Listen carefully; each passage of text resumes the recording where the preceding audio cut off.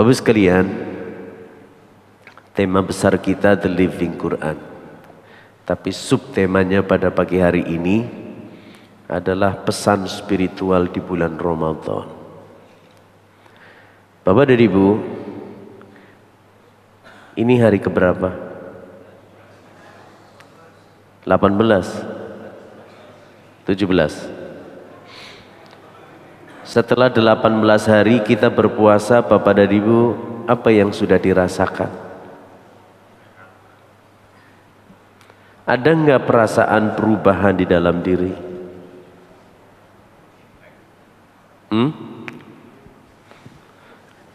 Apa yang dirasakan setelah puasa 16 hari, taraweh 16 kali? Di sini tarawehnya 23 ya? 11 kali 16 hari, belum sholat sunnahnya. Lalu apa yang dirasakan? Nggak ada. Kalau nggak ada, balik maning dari awal. Nah, Bapak sekalian, sebetulnya banyak pesan spiritual Ramadan yang diberikan kepada kita, dan intinya adalah bagaimana ibadah yang kita lakukan itu berkualitas. Itu aja sebetulnya tuh. Karena puasa itu sesungguhnya adalah peningkatan kualitas. Kalau puasa sendiri artinya apa? Apa? Menahan lapar dan haus. Puasa itu artinya menahan. Nah, Bapak sekalian, pesan spiritual yang pertama di bulan Ramadan itu sebetulnya sholat yang pertama tuh, yang paling pertama dan utama. Kenapa? Karena di bulan Ramadan kita banyak mendirikan sholat. Di samping 5 waktu sholat wajib, kita sudah pasti berupaya bagaimana agar sholat rawatib itu juga bisa dilaksanakan. Sholat rawatib itu ada berapa rakaat? Coba hitung. Pertama, sebelum subuh. Yang kedua, sebelum zuhur berapa rakaat? 4 rakaat. Lalu sesudah zuhur 2 rakaat. Lalu sesudah maghrib 2 rakaat. Lalu setelah isya 2 rakaat. Jumlahnya ada berapa? 12. Oke, 12. Bayangkan itu. Sholat witirnya, sholat tarawihnya 8. 12 ditambah 8 berapa? Sudah 20. Sholat witirnya 3. 23. Setiap hari.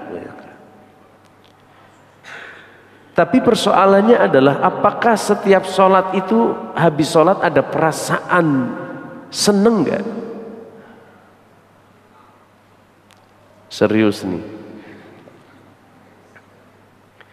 Coba perhatikan Bapak dan Ibu. Perhatikan diri sendiri atau perhatikan orang lain. Begitu sholat tarawih selesai, itu wajah-wajah kebanyakan para jamaah itu terlihat hampa. Ini serius nih saya bilang. Salamnya saja itu malas-malasan.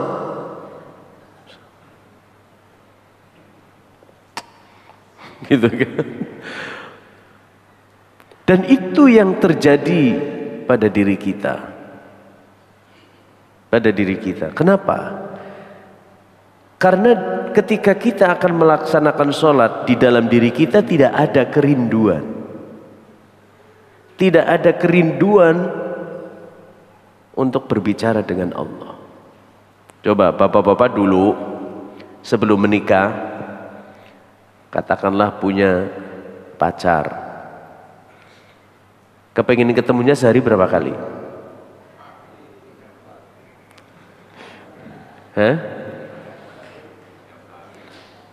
Inginnya setiap hari bertemu. Ketika mau bertemu kira-kira pakai kemejanya yang Bagus apa yang sudah robek-robek? Yang bagus. Kira-kira sebelum bertemu itu mandi atau tidak? Mandi, pakai parfum. Kalau perlu mulutnya disempet gitu. Ya enggak?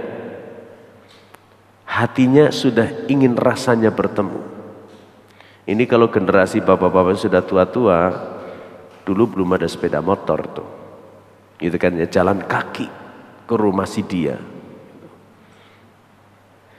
Begitu kita sudah ketemu, subhanallah luar biasa itu. Ketika ngobrol kira-kira butuh waktu berapa?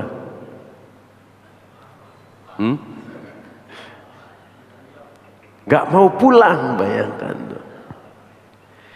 Itu persoalannya kita pada saat ingin berjumpa dengan Allah. Kita tidak pernah mempersiapkan diri kita untuk bertemu dengan Dia. Itu persoalannya. Kalau mau sholat ya sudahlah apa adanya. Apalagi kalau di rumah. Ukuran hebatnya seseorang sholat itu ya di rumah. Gitu kan? Kalau di masjid itu sujudnya panjang, di rumah cuman nempel doang jidatnya. Gitu tuh.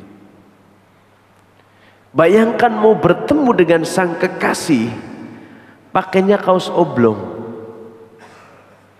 Dan itu hadiah pula. Itu dari teh botol. Di belakangnya ada tulisannya, apapun makanannya, minumnya teh botol.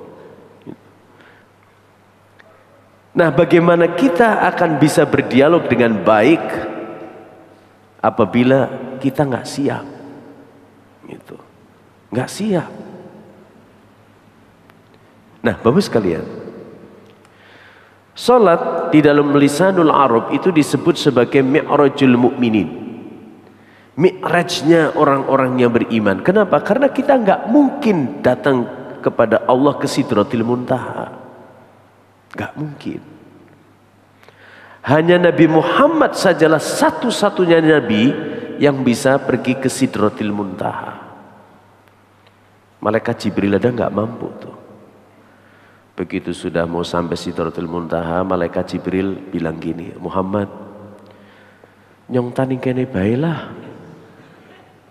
Nyong wis ora kuat. Ngerti? Ngerti ora?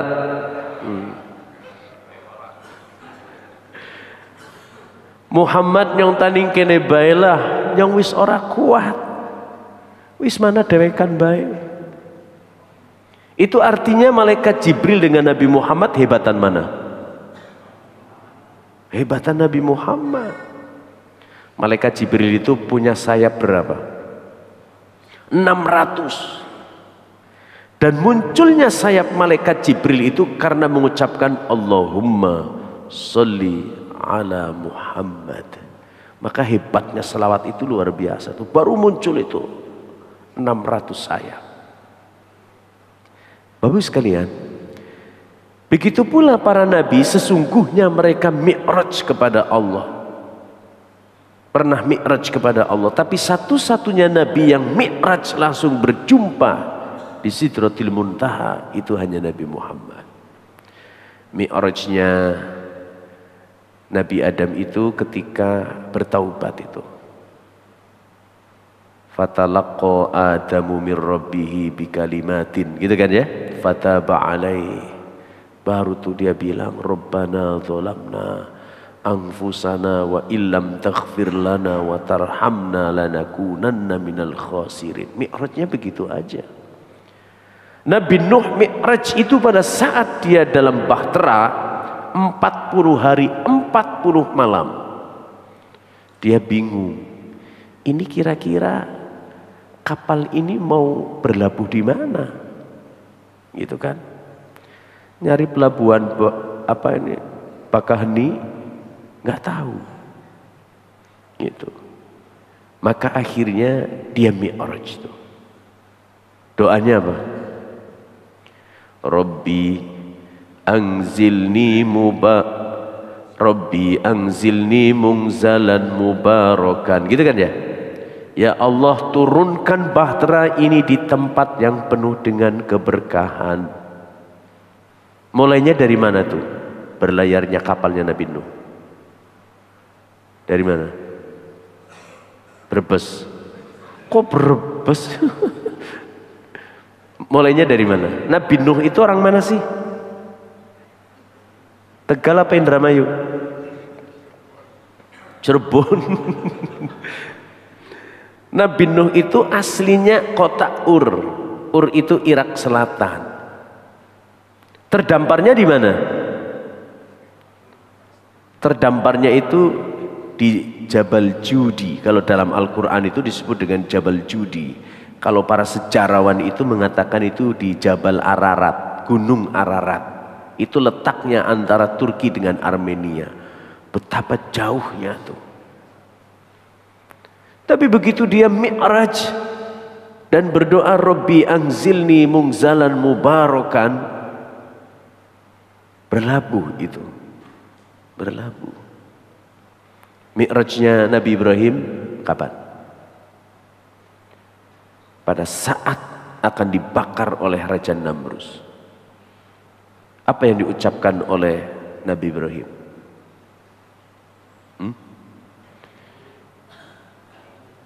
Ini kok pada nggak tahu gimana ya?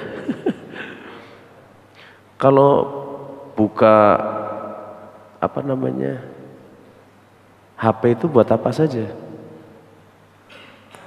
Kan HP di situ kan sumber ilmu pengetahuan kan? Lalu yang dibuka apa? TikTok.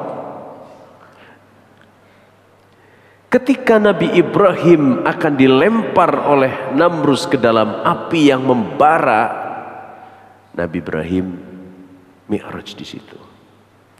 Hasbunallah wa ni'mal wakil, ni'mal maula wa ni'man nasir. Itu dalam Al-Quran itu. Selamat gak? Selamat. Allah langsung bilang, ya naru kuni bardaw wa salaman ala Ibrahim. Langsung direspon oleh Allah tuh.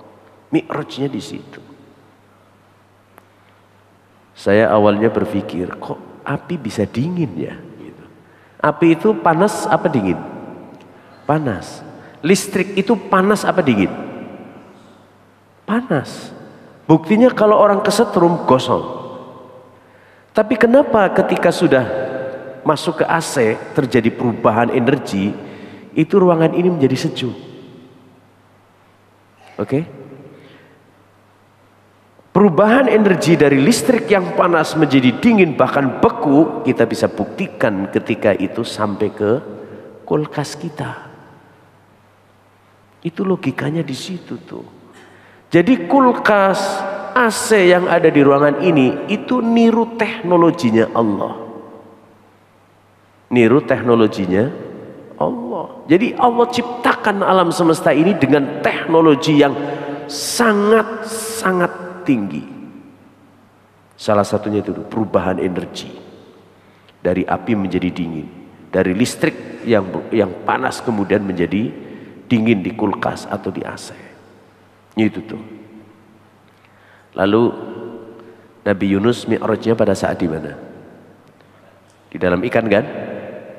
Begitu dia mi'raj, lalu dia bilang, la ilaha illa anta subhanaka inni kuntu minadz zalimin. Dijawab oleh Allah tuh.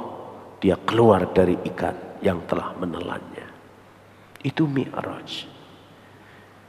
Artinya setelah mi'raj terjadi perubahan. Nah sekarang kita sudah mi'raj berkali-kali, sehari minimal 5 kali. Adakah perubahan di situ? Kayaknya baru sedikit saja. Ada perubahan tapi sedikit gitu. Nah maka perlu diperbaiki kualitas salat kita.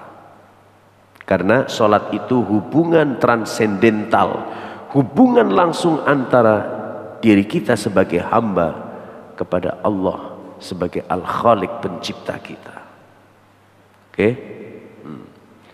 Bapak sekalian, coba Bapak dan Ibu, apa yang dirasakan pada saat puncak berdoa di dalam sholat. Puncak berdoanya kapan tuh? Sujud? Bukan. Puncak doa kita di dalam sholat itu saat duduk di antara dua sujud. Gitu kan? Berarti 17 kali. Itu. Apa? Bilangnya apa kita sama Allah? Kan tadi Nabi Adam berdoa agar dosanya diampuni. Gitu kan ya? Nabi Nuh bagaimana agar kapalnya itu berlabuh. Nabi Ibrahim agar tidak terbakar. Lalu Nabi Yunus agar keluar dari ikan. Nah, kalau duduk di antara dua sujud, apa yang kita inginkan? 8 kan? 8 keinginan kita tuh. Ada 8. Kenapa itu tidak terwujud? Karena tidak menghayati. 8 itu dari apa coba? Rabbighfirli warhamni wajburni warfa'ni warzuqni wahdini wa'afini wa'fu anni. Itu doa kita minta kepada Allah yang besar-besar, bukan yang kecil-kecil. Tahu artinya? Tahu nggak? Itu persoalannya di situ tuh. Coba, Rabbighfirli artinya apa? Ya Allah, ampuni dosa-dosaku. Di situ ada pengakuan itu. Ternyata dosa kita begitu amat sangat banyak. Coba seandainya Allah memberikan buku catatan amal kepada kita. Nih, tolong diterima. Buka. Itu hampir setiap halaman ada catatan dosa. Diampuni nggak ketika kita mengucapkan Rabbighfirli? Pasti. Pasti. Seandainya kita punya dosa sundul langit, maksudnya itu dosanya banyak banget. Ketika kita mengucapkan Rabbighfirli, ya Allah ampuni aku, Allah akan mengampuni itu. Akan mengampuni. Apa kata Allah? Wala tayasu mir rauhillah. Janganlah kamu berputus asa dari rahmat Allah. Innallaha yaghfirudz dzunuba jami'a. Sesungguhnya Allah mengampuni semua dosa-dosa. Asal kita mau saja minta ampun itu. Kepengin gak dosa masa lalu diampuni oleh Allah? Masa kini pengen? Masa yang akan datang pengen? Dengan 2 nama Allah di dalam Al-Asmaul Husna. Artinya sama, dari akar kata yang sama tapi maknanya berbeda. Yang pertama ya Ghafur, yang kedua ya Ghaffar. Itu sama tuh artinya. Ya Allah yang Maha Pengampun. Ya Allah yang Maha Pengampun. Kata Imam Ghazali, ketika kita mengucapkan ya Ghafur, ya Allah engkau Tuhan yang Maha Pengampun, ampunilah aku, maka Allah akan mengampuni dosa-dosa kita masa lalu sampai hari ini. Bayangkan itu. Begitu kita mengucapkan ya Ghaffar, ya Allah engkau Tuhan yang Maha Pengampun, ampunilah aku, maka Allah akan mengampuni dosa kita masa kini dan masa yang akan datang. Maka pantas ketika di dalam Al-Quran disebut Innallaha ghafurur rahim. Allah Maha Pengampun lagi Maha Penyayang. Rabbighfirli itu baru Rabbighfirli itu. Warhamni. Artinya apa? Ya Allah sayangilah aku. Tanpa kasih sayang Allah, bapak dan ibu nggak datang ke Masjid Ar-Rahmah. Habis sahur, nunggu imsak, nunggu adzan, sholat sekedarnya, turu maning. Turu maning, bener itu. Pada saat itu kasih sayang Allah nggak turun. Coba dengan kasih sayang Allah akhirnya datang ke Ar-Rahmah. Lalu sholat subuh berjamaah. Satu-satunya sholat yang termaktub namanya di dalam Al-Quran secara tekstual, sholat subuh saja. Sholat subuh saja. Gitu kan? Allah berfirman, Inna Qur'anal fajri kana masyhuda. Sesungguhnya sholat subuh itu disaksikan oleh para malaikat. Lalu kata Nabi, rakaatani qoblal fajri khairum minad dunya wa ma fiha. Sholat sunnah 2 rakaat sebelum subuh itu lebih baik dari alam dunia seisinya. Luar biasa tuh. Bapak dan Ibu kenal Ronaldo, pemain sepak bola dari Portugal. Sekarang main di grup mana? An-Nasr di Arab Saudi. Gajinya berapa? 3 triliun sebulan. Sebulan 3 triliun. Kira-kira 3 triliun kalau kita tukar mau lebaran ini dengan 2000-an lalu ditaruh di ruangan ini, kira-kira gimana? Kita bisa mandi uang. Tapi kekayaan Ronaldo itu tidak seberapa dibanding kekayaan Bapak dan Ibu ketika sholat berjamaah subuh dan sholat 2 rakaat sebelum subuh. Rakaatani qoblal fajri khairum minad dunya wa ma fiha. 2 rakaat sebelum subuh itu nilainya lebih baik dari alam dunia seisinya. Artinya kita menjadi orang kaya. Kalau Ronaldo punya uang sekian triliun, mati kira-kira dibawa apa enggak? Enggak. Tapi ketika kita sholat 2 rakaat sebelum subuh dengan nilainya lebih baik dari alam dunia seisinya, dibawa mati apa enggak? Dibawa tuh.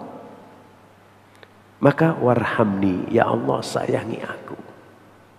Wajburni, ya Allah tutuplah kekurangan dan aibku. Tutuplah kekurangan dan aibku. Dengan kasih sayang Allah, aib kita nggak terbuka. Seandainya aib kita terbuka, nggak mungkin kita datang ke masjid dengan pedenya, gitu kan? Gitu. Kenapa? Karena aibnya diketahui oleh orang lain. Tapi karena Allah menutup aib kita, wah kita masih dadanya masih begini. Coba istrinya Rafael Alung, tahu Rafael Alung tahu? Yang pamer tasnya itu Hermes yang harganya sekian ratus juta. Kira-kira sekarang berani nggak keluar rumah? Nggak berani. Kenapa? Malu. Banyak para pejabat yang istrinya pamer tasnya yang harganya 600 juta, sekian miliar. Tapi begitu diketahui publik, oh duitnya nyolong ternyata. Nyolong, ketahuan nyolong, malu. Aibnya terbuka tuh. Aibnya terbuka. Wajburni, ya Allah tutuplah kekurangan dan aibku, atau cukupkanlah aku. Wajburni warfa'ni, angkatlah derajatku di mata manusia dan di mata Allah. Warfa'ni warzuqni, ya Allah berilah aku rizki. Penting kan? Ibu-ibu mau lebaran sudah belanja apa belum? Sudah ke Tamrin City belum? Belum. Berdoa warzuqni agar suaminya diberikan rezeki oleh Allah, gitu ya. Warzuqni itu. Warzuqni. Bapak Ibu, rezeki itu karakternya gini. Kalau kita kejar, dia lari. Dia lari. Kalau kita diam, dia juga diam. Maka yang harus kita lakukan adalah ikhtiar dan mohon kepada yang punya rizki agar dia digerakkan kepada kita. Nih, saya membuktikan itu. Ceritanya saya lagi pergi keluar kota. Anak saya bilang, ya haus ya, pengen minum. Mau beli air mineral. Dari perjalanan dia bilang, ya haus pengen minum. Sampai ke tempat saya beli air minum, itu banyak warung. Ada Alfamart, Indomaret udah dilewati. Tapi kenapa kemudian berhentinya kok di warung itu? Siapa yang menggerakkan? Gitu kan? Kenapa nggak langsung, oh itu warung, berhenti beli? Enggak. Hati kita mengatakan nanti di sana. Yang menggerakkan siapa untuk kita beli itu? Gitu. Kita pengen makan nasi goreng. Nih dari sini atau pecel lele, karena di sini banyak pecel lele kan ya. Pecel lele. Kenapa hati kita itu digerakkan beli pecel lelenya kok yang di sana bukannya di sini? Itulah maka kita minta rizkinya kepada Allah. Gitu. Warzuqni wahdini. Artinya apa? Ya Allah berikanlah aku sinyal petunjuk. Nih misalnya, bapak-bapak, ibu-ibu punya anak gadis cantik, ya, punya anak gadis cantik.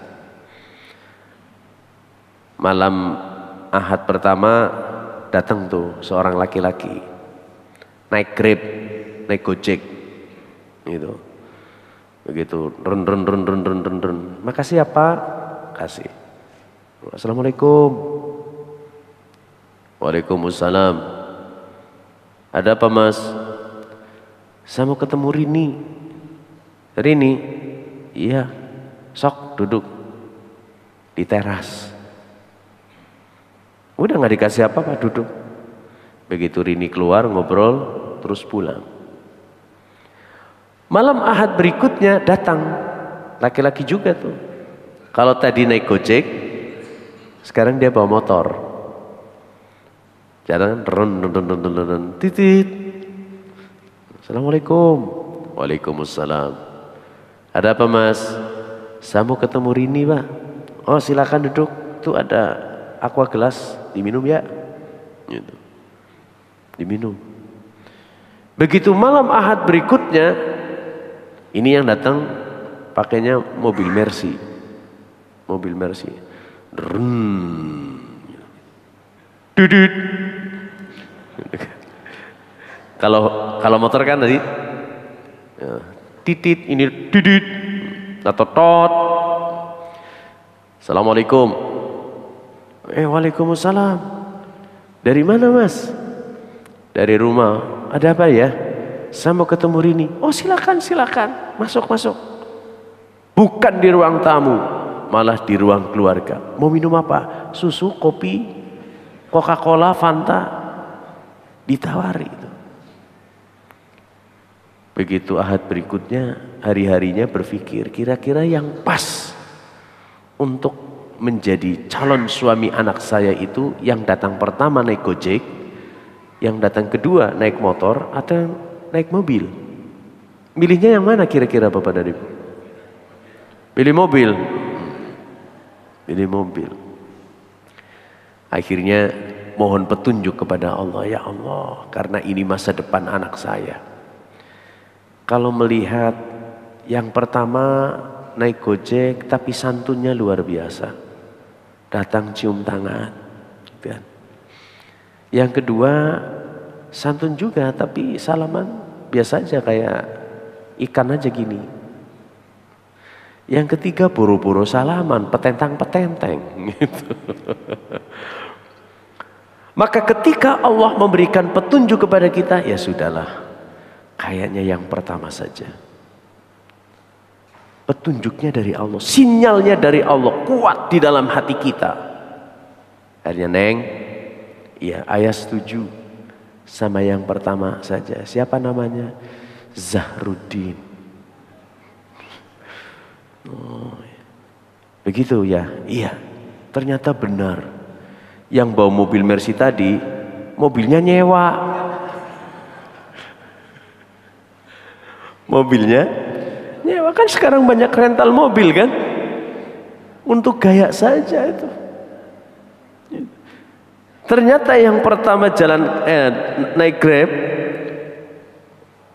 calon doktor itu, tapi bukan lagi cerita saya, bukan. Wah, dini itu penting Bapak sekalian. Saya mau nyekolahkan anak saya mau di mana ya? Banyak sekolahan. Tapi yang kira-kira bisa mengantarkan anak saya ke masa depan yang lebih baik itu yang mana? Itu wahdini. Wa'afini artinya apa? Wa'afini artinya? Enggak. Wa'afini itu artinya ya Allah sehatkanlah badanku. Sehatkanlah jiwa dan ragaku. Sehat itu penting Bapak sekalian. Sebelum puasa itu kakak ipar saya itu pembuluh darahnya di kepala pecah 8, pembuluh darah 8 pecah. Anaknya 3 sekarang terbaring di rumah sakit, gitu kan. Maka kesehatan itu menjadi penting dalam hidup dan kehidupan kita. Kalau kita sehat, berbuka dengan sayur asem dan ikan asin, kira-kira dimakan apa enggak? Makan. Tapi kalau kita lagi sakit, lalu ada yang ngirimin satenya sate Balibul. Ngerti sate Balibul? Ngerti apa? Satenya beli di warungnya Haji Sabak di situ tuh. Baru dibakar, kemeronyos.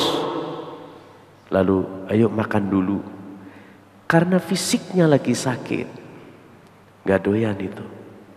Padahal satenya kemeronyos tuh, masih ngebul gitu. Maka wa'afini ya Allah sehatkanlah aku. Kalau kita sehat kita bisa bekerja, dapat uang. Tapi kalau kita sakit kita nggak bisa bekerja dan kita nggak dapat uang. Lalu wa'fu anni ya Allah maafkanlah aku. Ini doa hebat loh sekalian. Maka mesti harus tahu. Coba Rabbighfirli artinya warhamni wajburni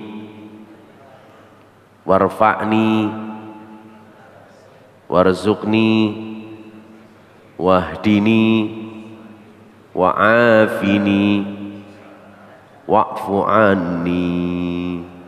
Tuh. Diawali dengan Rabbighfirli ya Allah ampunilah dosa-dosaku. Allah akan mengampuni seluruh dosa kita. Tapi persoalannya catatan dosa, catatan keburukan kita Allah nggak hapus tuh.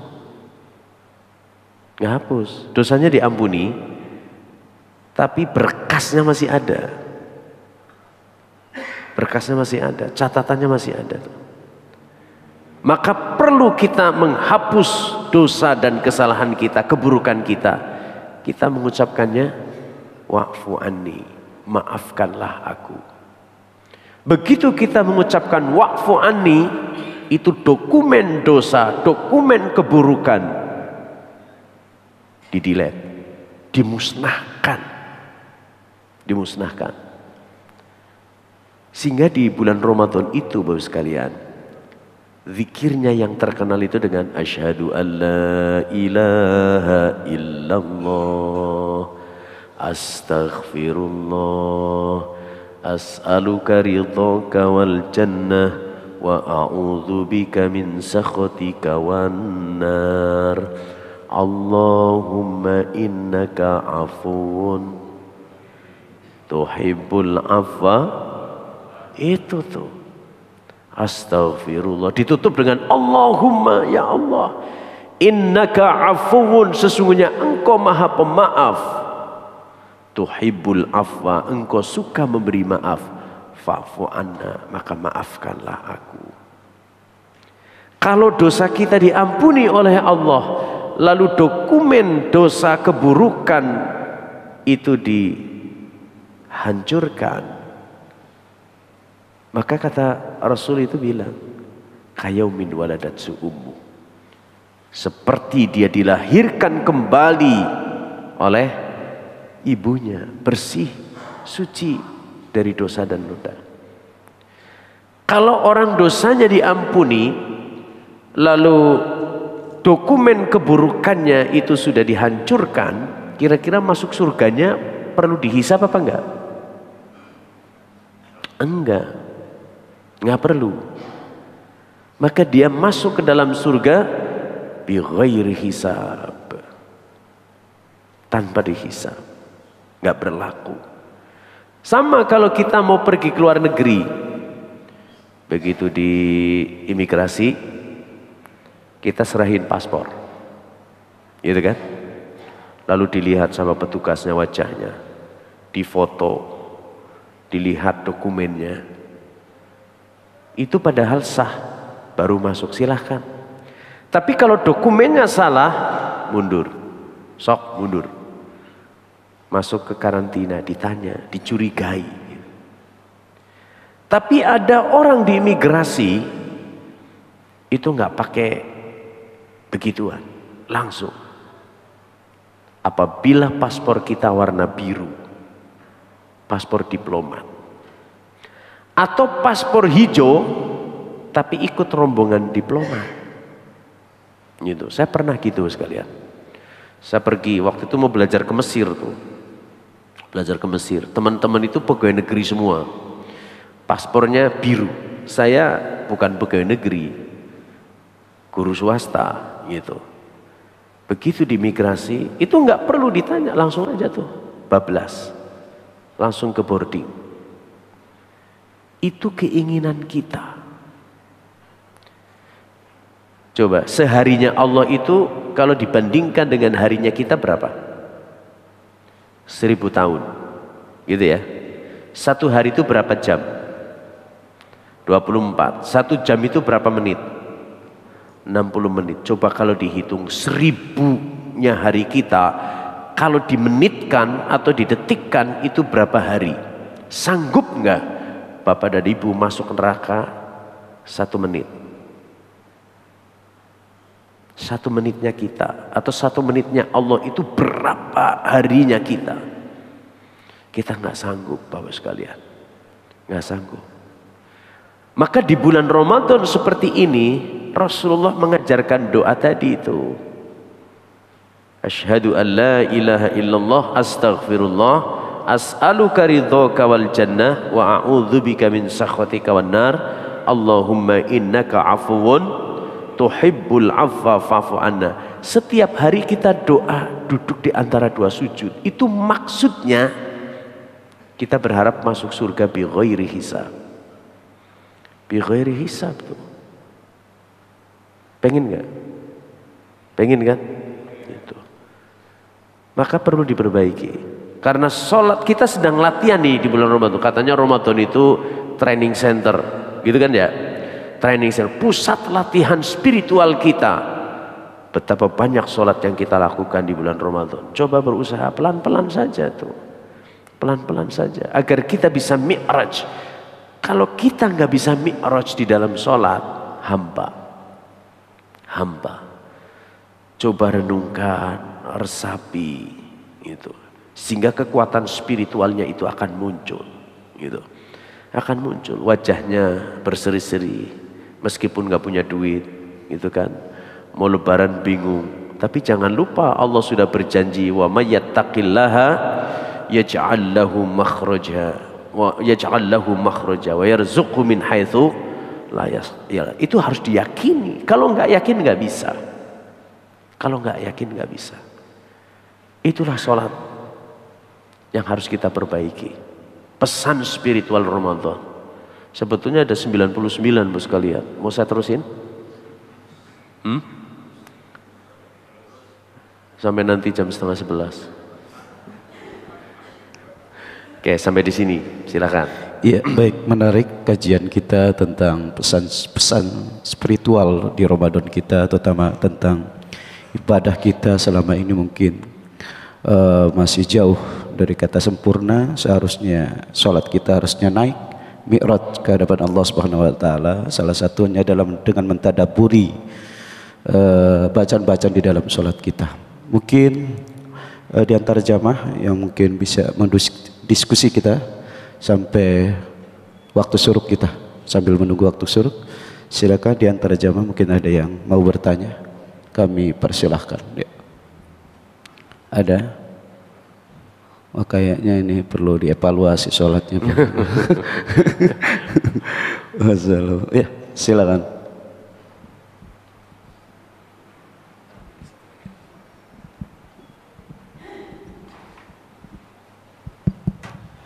Assalamualaikum warahmatullahi wabarakatuh. Waalaikumsalam.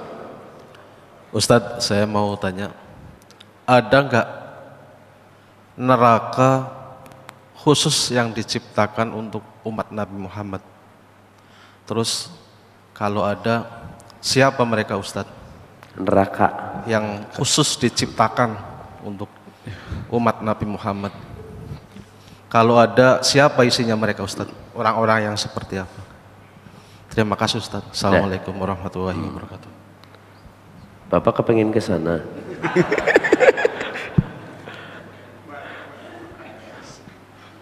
Pengen nggak? Nih, kira-kira di surga itu ada api apa enggak? Di surga itu semua keinginan kita dipenuhi apa enggak? Diberi. Di sini yang ada ahli hisab enggak? Yang suka ngerokok? Ada? Oke. Kalau nggak ngerokok sekali itu rasanya asem itu mulut. Lalu di dalam surga bilang sama malaikat Ridwan, malaikat Ridwan, saya kepengen jisamsu, kepengen jisamsu. Katanya di surga semuanya ada. Oh ada, kalau rokok ada. Tenang aja. Mau berapa bungkus? 1 batang sajalah. Dikasih. Begitu dikasih rokok, dia mau nyalain api kan? Ridwan, koreknya mana? Maaf, di sini nggak ada api. Terus di mana? Ya di neraka tuh ada api. Terus bagaimana caranya saya ke sana? Nih, saya kasih memo ya. Saya kasih memo, kasih ke malaikat Malik. Terus senang tuh, alhamdulillah bisa merokok. Malaikat Malik kan nggak pernah senyum. Assalamualaikum. Waalaikumsalam. Pak malaikat, ada memo dari malaikat Ridwan. Oh boleh. Karena kamu menuju surga, boleh. Begitu dibuka pintu neraka, panasnya luar biasa tuh. Sampai akhirnya rokoknya nyala sendiri. Nyala sendiri. Wah, dia seneng kan? Saya mau merokok di dalam surga. Begitu dia sudah di pintu masuk surga, di situ ada tulisannya, no smoking.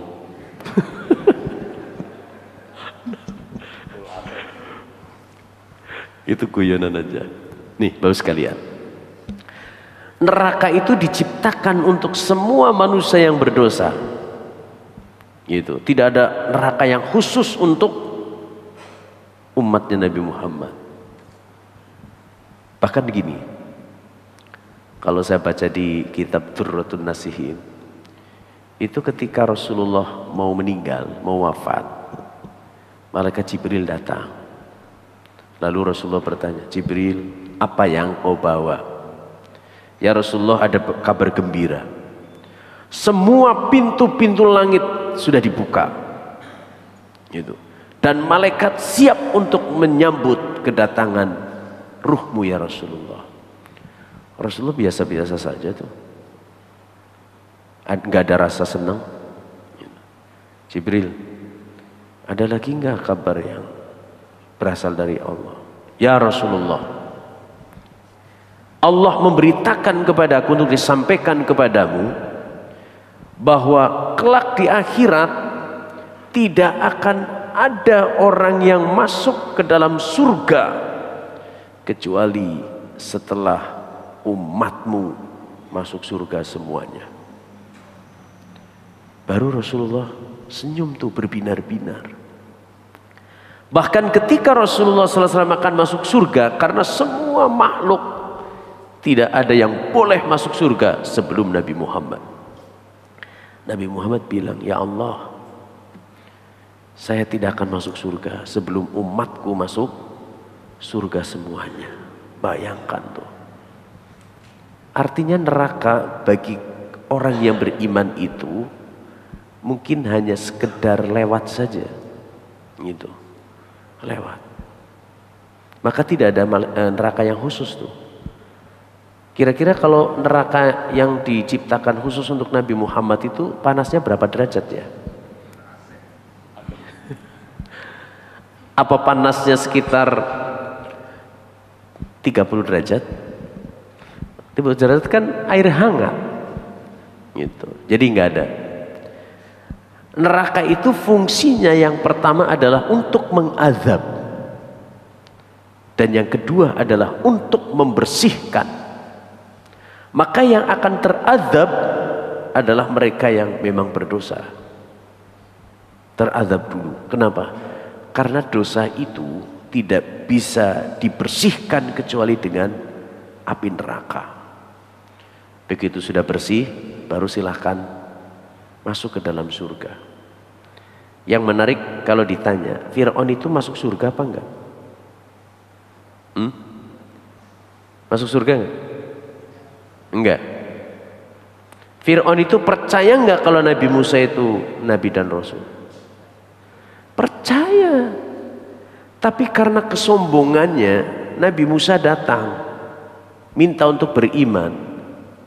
Lalu Fir'aun bilang, "Elu orang buronan kok." Kan buronan kan? Nabi Musa itu DPO itu. Setelah memukul tidak sengaja kemudian mati itu orang Kipti, kan jadi DPO kan, daftar pencarian orang. Lari ke Madian. Ketemu siapa? Nabi Syuaib. Lalu ditanya gitu kan, lalu ditanya, "Elu dari mana, Tong?" "Saya dari Mesir." "Bapakmu siapa?" Ini ketemu tuh. Ternyata satu nenek moyang dengan Nabi Syuaib. Ya wis, ternyata kamu ini wonge dewek gitu kan. Wonge dewek gitu. Wonge dewek. Begitu datang, "Elu buronan minta saya beriman," gitu. Akhirnya menolak. Kafir dia, masuk ke dalam neraka, dibakar dia sampai muncul imannya. Sampai muncul imannya. Kira-kira kalau sudah tinggal imannya masuk surga apa enggak? Masuk surga? Nanti dulu. Surga dan neraka itu makhluk atau bukan? Makhluk apa bukan? Kenapa dibilang makhluk? Karena diciptakan. Kalau makhluk itu fana atau bako. Fana itu artinya hancur, bako itu artinya kekal. Yang kekal kan hanya Allah kan. Wa yabqa kullu man 'alaiha fan wa yabqa wajhu rabbika dzul jalali wal ikram. Artinya neraka dan surga pun akan fana. Nah, begitu Fir'aun sudah mau masuk surga, surga dan nerakanya fana, maka dia tidak masuk ke dalam surga. Jadi tidak ada neraka khusus ya? Nggak ada, nggak ada. Neraka itu ada 7 macam-macam namanya, tapi tidak ada neraka ditulis di situ neraka khusus umat Nabi Muhammad. Nggak ada. Gitu ya? Okay. Ya, baik, alhamdulillah paham. Baik, ada lagi Bapak, Ibu? Ya, alhamdulillah ya, berarti mudah-mudahan sholat kita semuanya baik, insyaallah ya. Walaupun memang Ustadz, kalau di dalam surat Al-Ma'un itu kan ada fawailul lil musallin, ya kan? Bisa jadi mungkin faktor kita sholat kita, ibadah kita tidak naik, salah satunya adalah alladzina hum an sholatihim sahun. Kita lalai ketika kita membaca doa di saat duduk di antara dua sujud, ternyata kita tidak mampu untuk memahami doa-doa yang kita baca, maka itu bagian daripada Allah katakan kepada kita fawailul lil musallin, ya, kecelakaan bagi orang yang sholat, karena pada saat sholat dia tidak mampu untuk mentadaburi apa yang dia baca.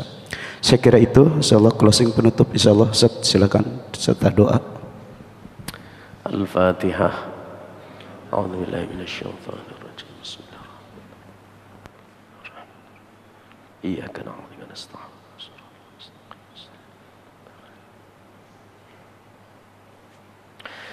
Astaghfirullahaladzim.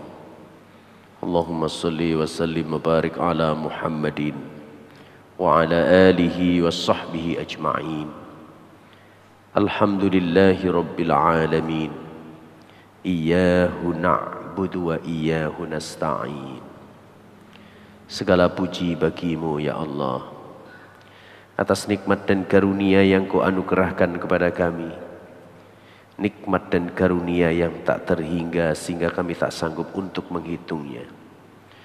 Untuk itu ya Allah, jadikan kami hamba-Hambamu yang pandai mensyukuri nikmat-Mu. Jadikan kami hamba-Hambamu yang senantiasa taat dan patuh menjalankan perintah-Mu. Hanya kepadamu ya Allah kami mengabdi, dan hanya kepadamu ya Allah kami memohon pertolongan. Ya Allah ya Tuhan kami, di bulan yang penuh dengan keberkahan ini kami berdoa kepadamu. Berkahilah hidup dan kehidupan kami. Berkahilah keluarga dan rumah tangga kami. Berkahilah anak cucu keturunan kami. Berkahilah harta dan ilmu yang Kau amanahkan kepada kami. Ya Allah, jadikanlah keluarga kami keluarga yang penuh dengan cinta dan kasih sayang. Keluarga yang sakinah, mawaddah, warahmah. Jadikan anak-anak, cucu-cucu keturunan kami hamba-Hambamu yang soleh dan solehah. Curahkan kepada mereka ilmu pengetahuan yang luas dan bermanfaat.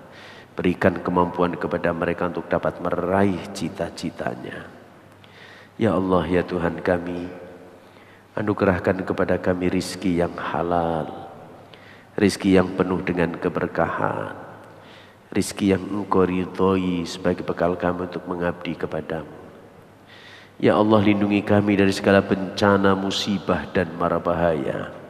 Jauhkan kami dari segala penyakit yang kami tak sanggup untuk mengobatinya.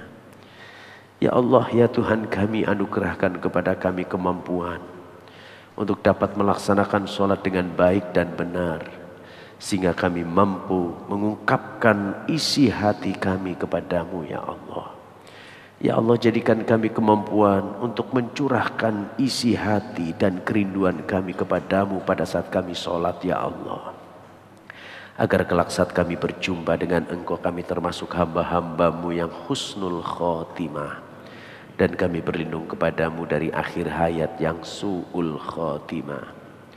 Ya Allah ya Tuhan kami, seandainya menjadi penghalang doa-doa yang kami panjatkan di pagi hari ini karena dosa-dosa kami, maka di bulan yang penuh dengan ampunan ini kami bermohon kepadamu, ampunilah dosa-dosa kami. Maafkanlah segala kesalahan-kesalahan kami.